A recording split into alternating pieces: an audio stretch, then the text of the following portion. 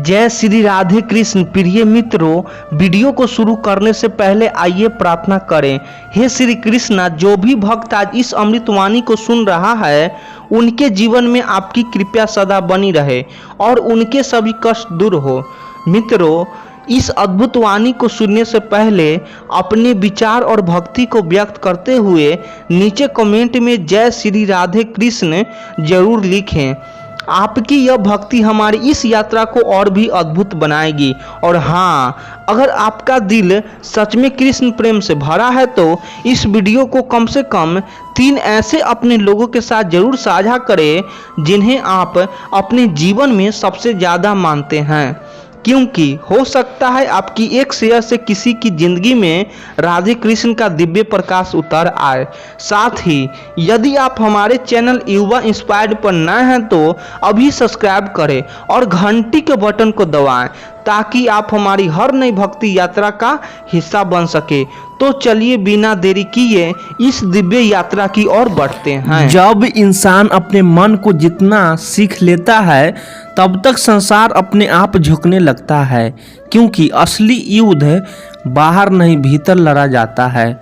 श्री कृष्ण कहते हैं, दुनिया पर अधिकार आसान है पर स्वयं पर नियंत्रण कठिन। मनुष्य का सबसे बड़ा शत्रु उसका अनियंत्रण मन है, जो उसे हर क्षण भटकाता है, गिराता है, और फिर वही मन अगर साथ लिया जाए तो वही तुम्हें ईश्वर तक पहुंचा देता है। साधना का पहला कदम आत्म नियंत्रण है। जब तुम अपने विचारों पर शासन करने लगते हो तब परिस्थितियां तुम्हारे सामने झुकने लगती है।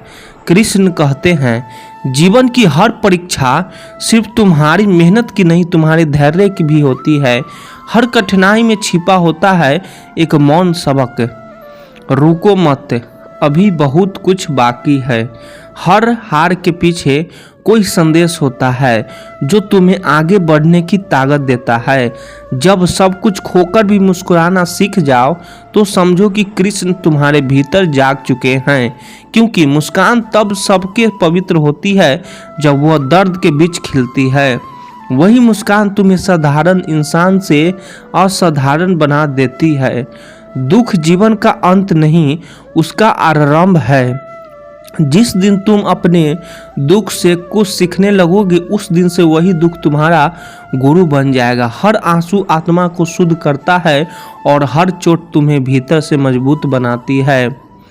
कृष्ण कहते हैं, संकटों में मुझे सबसे पास पाओगे। जब जीवन की लहरें तुम्हें गिराने लगे तो समझो कि वही क्षण तुम्हारी परीक्षा नहीं, तुम्हारा निर्माण कर रहा है। शक्ति बाहर से नहीं आती, वह तुम्हारे मौन सहने की क्षमता से उपजती है।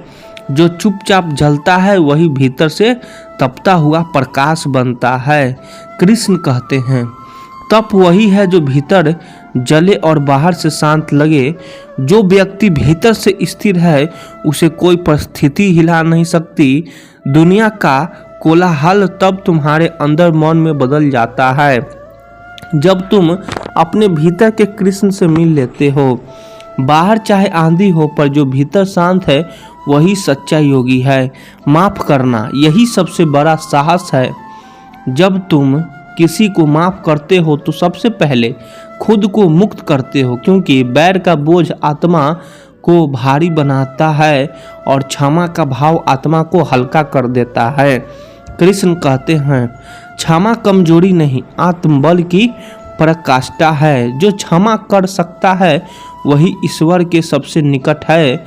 मन साफ हो तो जीवन सरल हो जाता है, और जब मन में शांति बस जाती है तब दुनिया की कोई आवाज़ तुम्हें विचलित नहीं कर सकती। संघर्ष से मत डरो, वही तुम्हें तुम्हारी असली रूप में ढालता है। हर गिरना तुम्हें सिखाता है कि अब उठना कैसे है। हर असफलता तुम्हें यह याद दिलाती है कि तुम्हारा रास्ता अभी खत्म नहीं हुआ। कभी कभी जीवन एक परीक्षा जैसी लगती है, लेकिन सच तो यह है कि यह यात्रा आत्मा की परिपक्वता का मार्ग है। हर दर्द, हर विराम, हर इंतजार तुम्हें किसी बड़े अर्थ के लिए तैयार कर रहा होता है। जो अपने दुख को मुस्कुराकर सह लेता है वही जीवन को सही मायने में जी रहा होता है। कृष्ण कहते हैं, जब तुम परिस्थितियों से नहीं अपने भीतर से लड़ना सीख जाओगे तब सारा संसार तुम्हारा साथी बन जाएगा। जब तुम अपने कर्म पर ध्यान केंद्रित करते हो और परिणाम की चिंता छोड़ देते हो तब जीवन तुम्हें उन राहों पर ले जाता है जिनकी कल्पना तुम्हें कभी की भी नहीं थी। यही गीता का सार है। कर्म करो, फल की चिंता मत करो।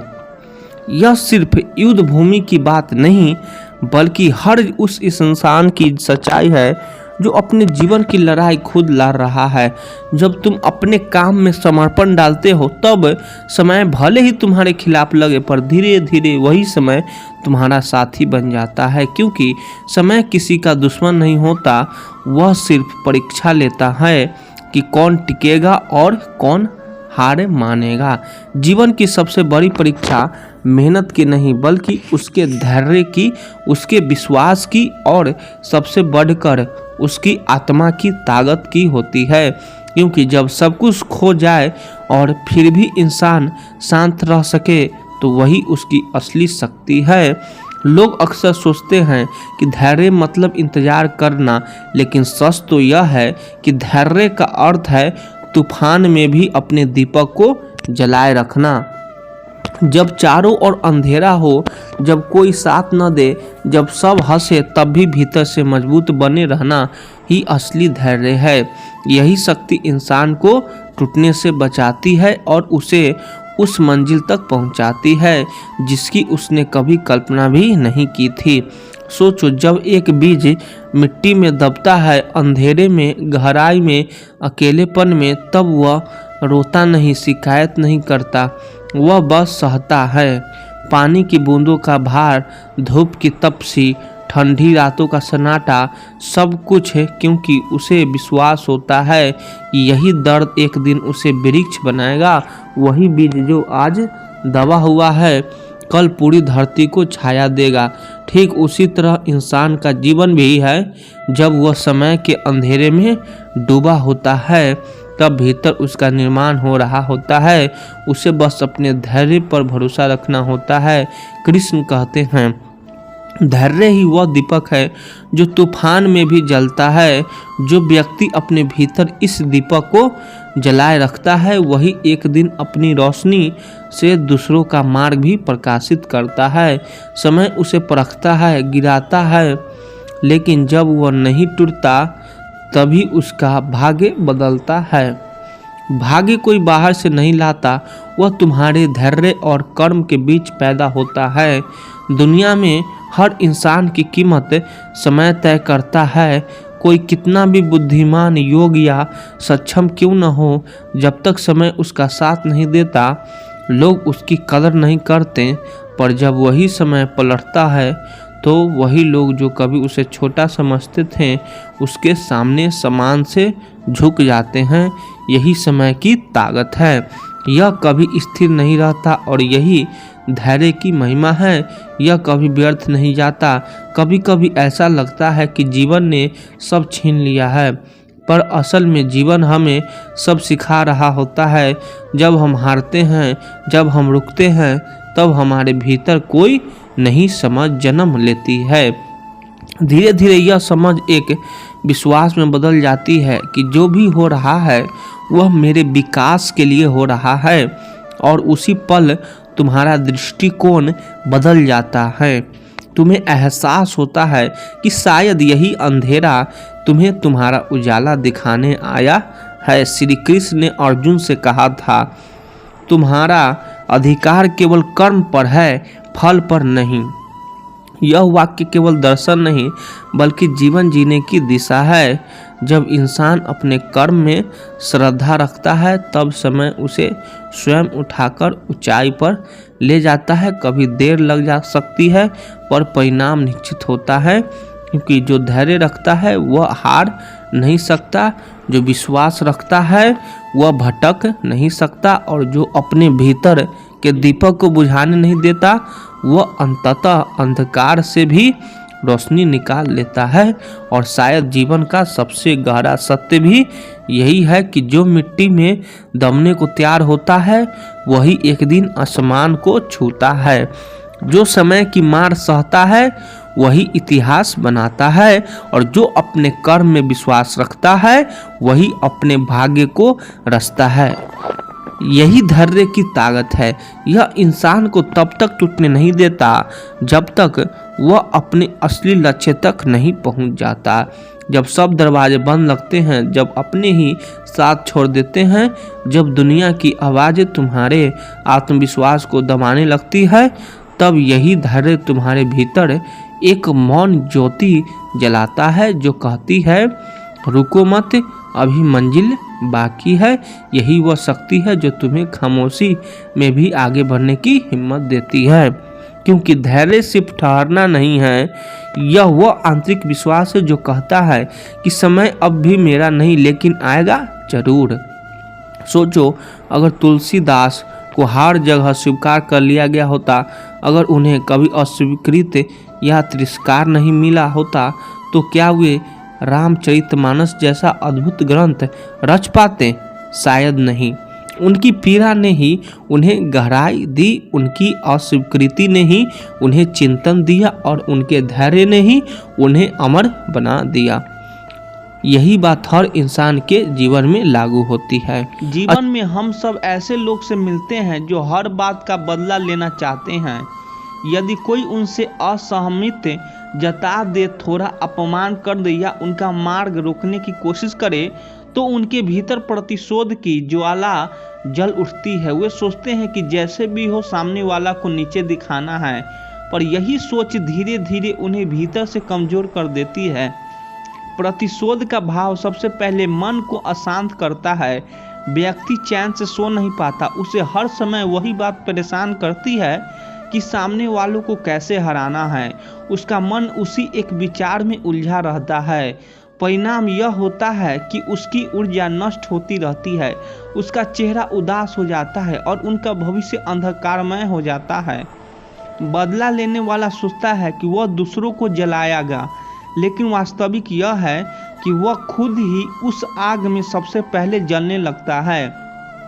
अब सोचिए, यदि किसी ने आपको गाली दी और आप भी उसी समय गाली लौटाते हैं, तो क्या फर्क रह गया आप में और उसमें? दोनों ही एक ही स्तर पर खड़े हो गए। लेकिन यदि आपने मौन धारण किया, कुछ नहीं कहा, तो उसकी बात वहीं रुक गई। आपका मौन एक ढाल बन गया जिसने उस आग को फैलने ही नहीं दिया। यही वह समझदारी है जो व्यक्ति को ऊंचाई तक ले जाती है। मौन का अर्थ यह नहीं कि आप कमजोर हैं। मौन का अर्थ यह है कि आपके भीतर इतनी शक्ति है कि आप अपनी भावनाओं को नियंत्रित कर सकते हैं। क्रोध का उत्तर क्रोध से देना तो आसान है, लेकिन क्रोध का उत्तर मौन और धैर्य से देना वास्तव में बड़ी वीरता है। जब आप मौन रहकर समय को काम करने देते हैं, तो सत्य धीरे धीरे उजागर ही हो जाता है। झूठ बोलने वाला, अपमान करने वाला या बदला लेने वाला व्यक्ति कुछ समय बाद स्वयं अपनी बातों में उलझकर गिर पड़ता है। एक साधारण उदाहरण लीजिए। मान लीजिए किसी ने आपके बारे में समाज में झूठ फैला दिया। यदि आप हर किसी को पकड़कर सफाई देने लगे, तो लोग यही सोचेंगे कि शायद कुछ गड़बड़ है। लेकिन अगर आप शांत रहकर अपने कर्म पर ध्यान देते हैं, तो लोग धीरे धीरे यह समझ जाएंगे कि सच क्या है। आपकी सच्चाई और आपका आचरण ही आपका सबसे बड़ा उत्तर बन जाता है। समय सबसे बड़ा न्यायाधीश है। यदि हम हर चोट का जवाब तुरंत देना चाहें, तो हम समय से लड़ाई करने लगते हैं। लेकिन यदि हम धैर्य रखें, तो समय स्वयं हमें न्याय दिलाता है। प्रतिशोध की ज्वाला कुछ क्षण की तृप्ति देती है, लेकिन मौन और संयम जीवन भर का सम्मान दिलाता है। इसलिए जीवन में जब भी कोई आपको नीचा दिखाने की कोशिश करे या कोई आपको अपमानित करे या प्रयास करे, तो तुरंत प्रतिक्रिया मत दीजिए। उस क्षण में मौन रहकर स्वयं को संभालना सबसे बड़ा उत्तर है। यह मौन ही है जो धीरे धीरे आपके शत्रु को पराजित कर देता है और आपको भीतर से और मजबूत बना देता है। श्री कृष्ण कहते हैं, मौन रहना कायरता नहीं है, यह सबसे बड़ी शक्ति है। वाणी से प्रहार कर देना आसान है, परंतु संयम से मौन रहकर स्वयं को संभालना कठिन और वीरता का काम है। अब इस उपदेश को गहराई से समझते हैं। हम अक्सर यह सोचते हैं, अगर किसी ने हमें अपमानित किया, गलत कहा या चोट पहुंचाई तो तुरंत जवाब देना ही ताकत है। लोग भी यही मान लेते हैं कि जो तुरंत पलटकर बोलता है वही साहसी है, लेकिन सच्चाई इससे बिल्कुल अलग है। पलटकर बोलना, क्रोध में प्रतिक्रिया देना या कठोर शब्दों से उत्तर देना आसान है। इसके लिए किसी विशेष बुद्धि, धैर्य या संयम की आवश्यकता नहीं होती। यह तो स्वाभाविक प्रतिक्रिया है। जैसे आग में ईंधन डालो तो वह भड़क उठेगी, लेकिन जब आप मौन रहते हैं तब आप स्वयं की भावनाओं पर नियंत्रण करते हैं। आप यह साबित करते हैं कि आप किसी और के शब्दों या व्यवहार के गुलाम नहीं हैं। यही सबसे बड़ी शक्ति है। मौन धारण करना दरअसल आत्मविजय है, और आत्मविजय ही जीवन की सबसे बड़ी जीत है। कायर वह होता है जो डर के कारण चुप रहता है, लेकिन जो व्यक्ति अपने क्रोध, अपने शब्दों और अपनी प्रतिक्रियाओं पर नियंत्रण करके मौन चुनता है, वह कायर नहीं बल्कि वीर कहलाता है। वीरता का अर्थ केवल शस्त्र उठाना नहीं है, वीरता का अर्थ है स्वयं को कठिनतम परिस्थिति में भी संभालना। सोचिए, किसी ने आपको गाली दी, अपमान किया या आपके बारे में झूठ फैलाया। उस समय आपका मन भी चाहता है कि आप तुरंत कुछ कहें ताकि सामने वाला चुप हो जाए, लेकिन अगर आप धैर्य रखकर मौन रह जाते हैं तो यही मौन धीरे धीरे सामने वाले को असहज कर देता है, क्योंकि वह चाहता है कि आप प्रतिक्रिया दें, लड़ें, बहस करें, लेकिन आपका मौन उसे भीतर से पराजित कर देता है। आपका मौन यह संदेश देता है कि उसकी नकारात्मक का आप पर कोई असर नहीं है। एक साधारण उदाहरण लीजिए। मान लीजिए कि बाजार में किसी ने आपको अपमानित कर दिया। यदि आप वहीं झगड़ने लगते हैं तो लोग उस दृश्य को तमाशा समझकर देखते हैं, लेकिन यदि आप मौन रहकर वहां से हट जाते हैं तो लोग समझेंगे कि गलती उसी व्यक्ति की थी जिसने आपको अपमानित किया। आपका मौन उस क्षण में आपका ढाल बन जाता है। मौन केवल अपमान से बेचैन का उपाय नहीं है, बल्कि यह आत्मशक्ति का विकास भी करता है। जब आप बार बार मौन रहकर कठिन परिस्थिति को सहते हैं तो धीरे धीरे आपके भीतर धैर्य का भंडार करता है। यही धैर्य आगे चलकर आपके जीवन के बड़े निर्णयों में सहायक बनता है। शब्दों से प्रहार करके सामने वालों को चुप करना क्षणिक विजय है, लेकिन मौन रहकर स्वयं को संभाल लेना अस्थायी विजय है। मौन आपको भीतर से मजबूत करता है और सामने वाले की कमजोरी को उजागर करता है। यदि रखो, मौन वह शक्ति है जो शब्दों से कहीं अधिक प्रभावशाली होती है। शब्दों तो हवा में खो जाते हैं, लेकिन मौन सामने वाले के मन पर गहरी छाप छोड़ देता है। मौन धारण करने वाला व्यक्ति कभी भी कमजोर नहीं होता, बल्कि वही सच्चे अर्थों में सबसे शक्तिशाली होता है। श्री कृष्ण कहते हैं, बदले की भावना रखने वाला अपने ही मन को कैद में डाल देता है। जो क्षमा करना जानता है वही जीवन में मुक्त और आनंदमय रह सकता है। अब इस गहरे उपदेश को समझते हैं। जीवन में बहुत बार ऐसा होता है कि कोई हमें चोट पहुंचाया देता है, कोई हमारा अपमान कर देता है या कोई हमारे साथ अन्याय कर देता है। उस समय स्वाभाविक रूप से हमारे भीतर यह इच्छा पैदा होती है कि हम भी उसे वैसा ही दर्द दें जैसा उसने हमें दिया। यही बदले की भावना है।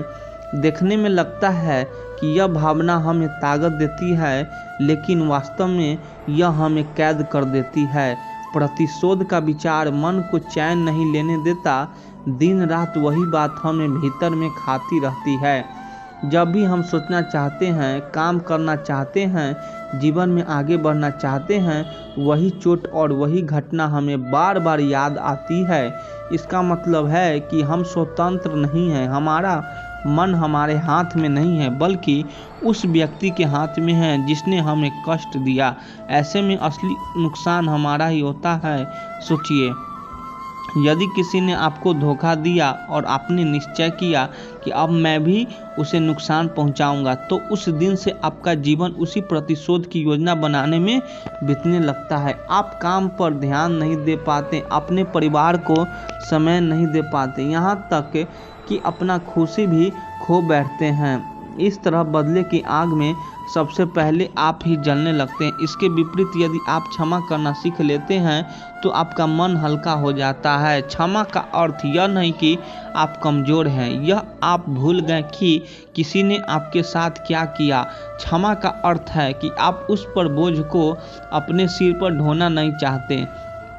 आप यह निश्चय कर लेते हैं कि आप सामने वाले की गलती आपके जीवन की खुशी को नष्ट नहीं करेगी।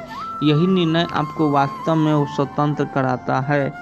क्षमा करने वाला व्यक्ति भीतर से बहुत बड़ा बन जाता है, उसका हृदय विस्तृत हो जाता है, उसके चेहरे पर शांति और संतोष दिखाई देता है और यही शांति उसकी सबसे बड़ी शक्ति बन जाती है।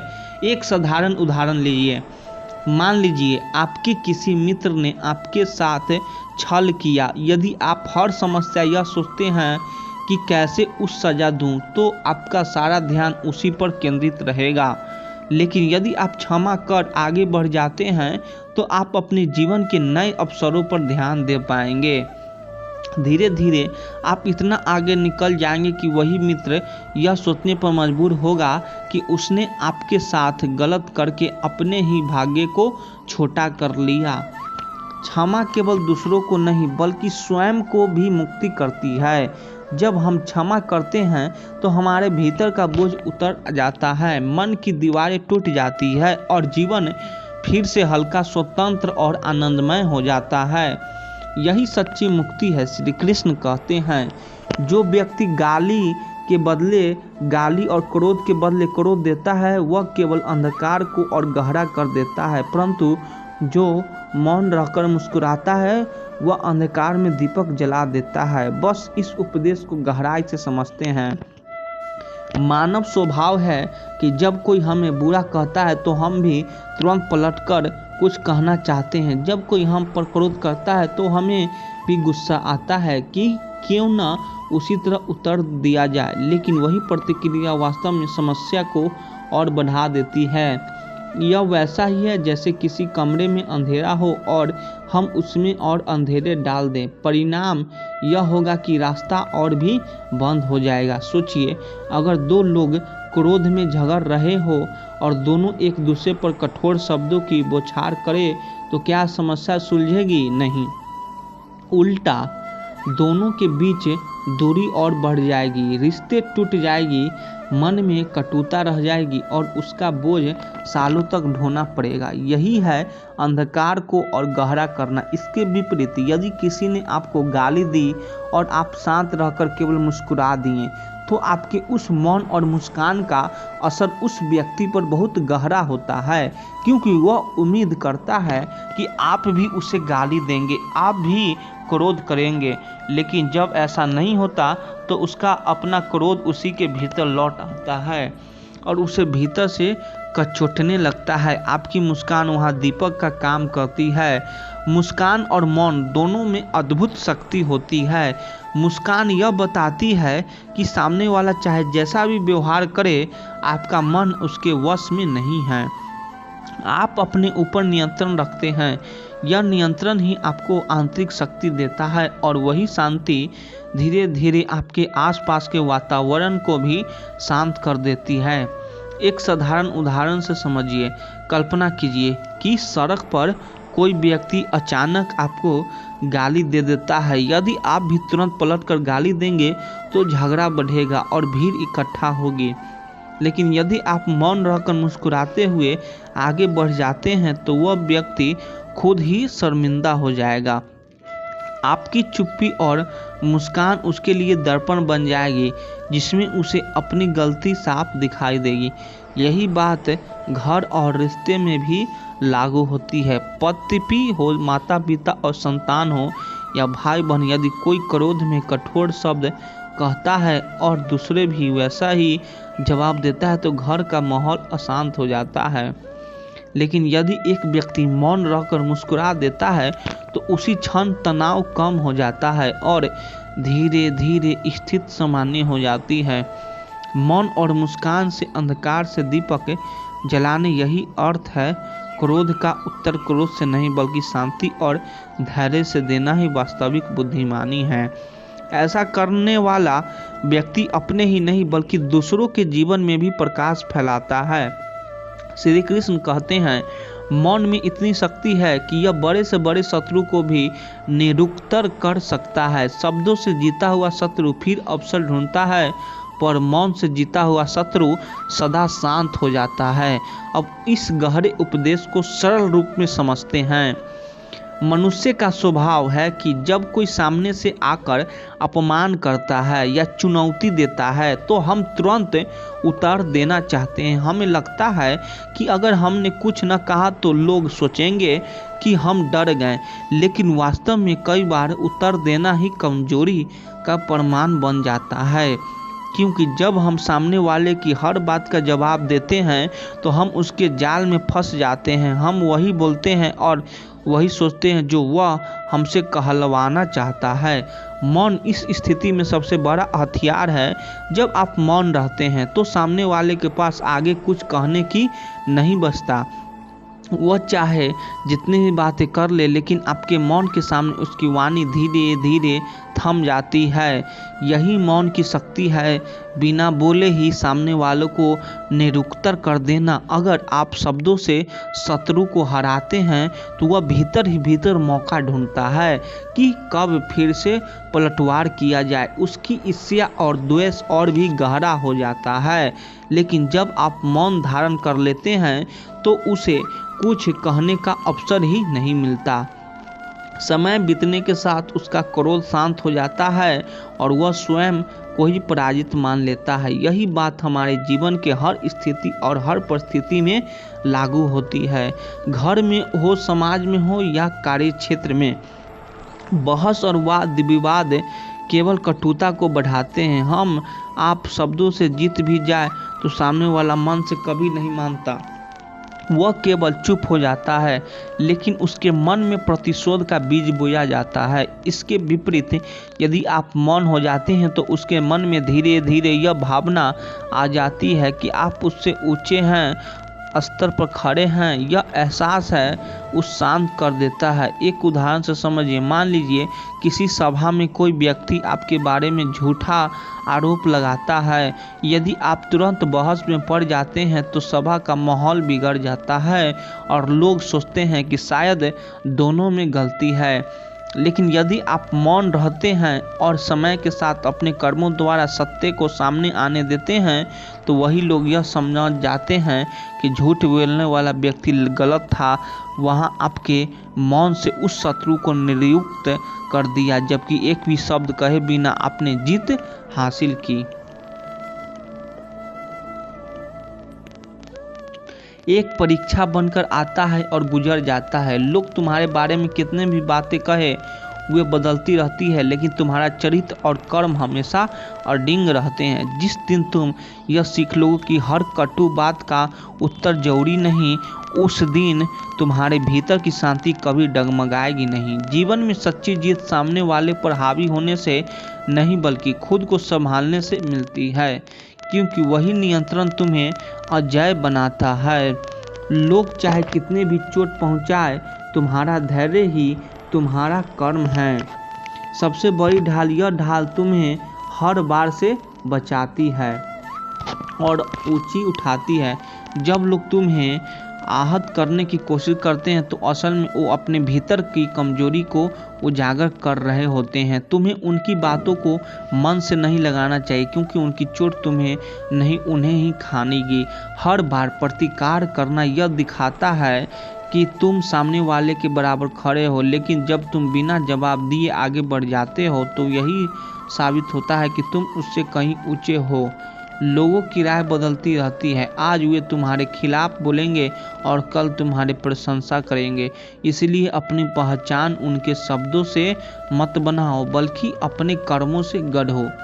कभी कभी जीवन की सबसे बड़ी जीत यह होती है कि तुम बहस को वहीं छोड़कर अपने रास्तों पर आगे बढ़ जाओ। क्योंकि जो लोग बहस में फंसे रहते हैं वे मंजिल से भटक जाते हैं। जिसे खुद पर भरोसा है उसे दूसरों के शब्दों से फर्क नहीं पड़ता, क्योंकि भरोसे की यह ताकत किसी भी आलोचना से नहीं की जाती, मजबूत होती है। अगर तुम हर चोट को दिल पर लोगे तो टूट जाओगे, लेकिन अगर उन्हें सबक समझकर आगे बढ़ोगे तो वही चोट तुम्हें और सशक्त बना देगी। लोग अक्सर दूसरों पर पत्थर फेंकते हैं, लेकिन समझदार इंसान वही है जो उन्हीं पत्थरों से अपनी मंजिल का रास्ता बना ले। तुम्हारी खामोशी किसी के लिए सबसे बड़ी हार बन जाती है, क्योंकि वे जितना तुम्हें नुकसान पहुंचाते हैं उतना ही तुम्हारा संयम उन्हें भीतर से तोड़ देता है। कभी दूसरों के शब्दों से उलझने से बेहतर है कि अपने आत्मा की आवाज़ सुनो, क्योंकि आत्मा कभी धोखा नहीं देती। जबकि लोग पल पल बदलते हैं। लोगों की आलोचना को गुस्से से मत लो, बल्कि उसे ईंधन बना लो, क्योंकि वही ईंधन तुम्हें उस ऊंचाई तक ले जाएगा जहां आलोचक भी तालियां बजाएंगे। कभी कभी किसी को कठोरता का जवाब देकर अपना स्तर मत गिराओ।